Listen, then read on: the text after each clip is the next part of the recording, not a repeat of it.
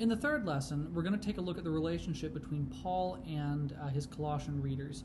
So as we begin to study the book proper, Colossians chapter 1, verses 1 through 8, a short section of text, we want to keep in mind the interpretive principles we talked about in the last lesson.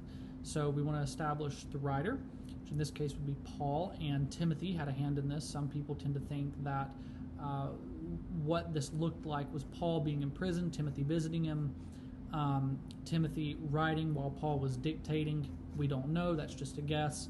But either way, Paul credits himself and Timothy with the writing of this letter. And you can read about the character of Timothy in the books of Timothy, as well as the book of Acts. So that it's again, it helps you to know your Bible well and to have read the book of Acts, especially because you're going to recognize a lot of the same characters here. And then we also have the recipient of this letter clearly identified, the Christians at the church at Colossae. Now you will hear the word apostle quite a bit throughout the New Testament. There are some even today who claim that title for themselves, but it's quite important to define this word from a biblical context. Note that when Paul introduces himself, he applies the title of apostle to himself but not to Timothy, and that's very key. Very simply, the biblical definition of an apostle is someone who has had an experience with the resurrected Christ, who is directly commissioned by him to go and preach the gospel. So you have the disciples of Jesus that we read about in the Gospels who become the apostles, minus Judas. And then Paul obviously has his road to Damascus experience where he encounters the resurrected Christ in the flesh and is commissioned to be the apostle to the Gentiles. So the status of an apostle in the biblical context carried weight. In other words, it had authority behind it. So when an apostle wrote a letter, that is how you knew that you could trust what was being said, because this is someone who writes to them from a position of authority. It's like to say there are these other teachers out there, and it's good to have those teachers out there who are teaching the gospel.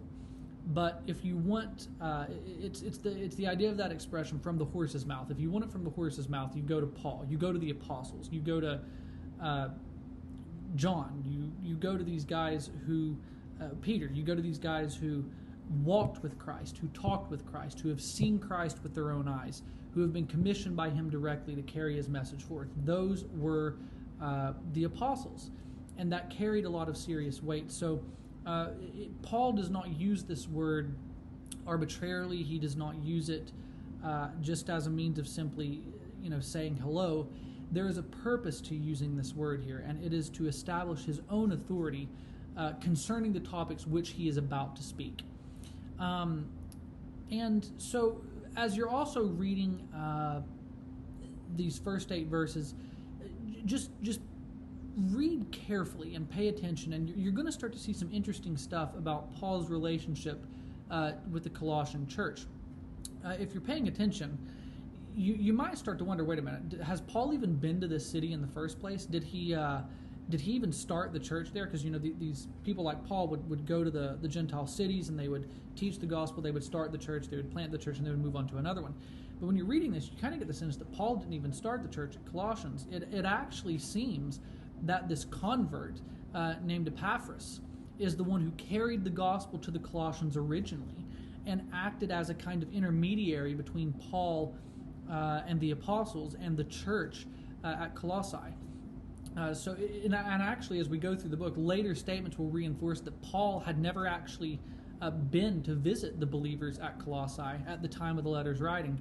And what's interesting is that actually plays into some of the criticisms being leveled at him by these Judaizers. You see the same thing in the book of Romans. But we'll talk about that as we get to those later in the book. So that's it for this introduction to the first 8 verses of Colossians. And we'll keep going with the next lesson.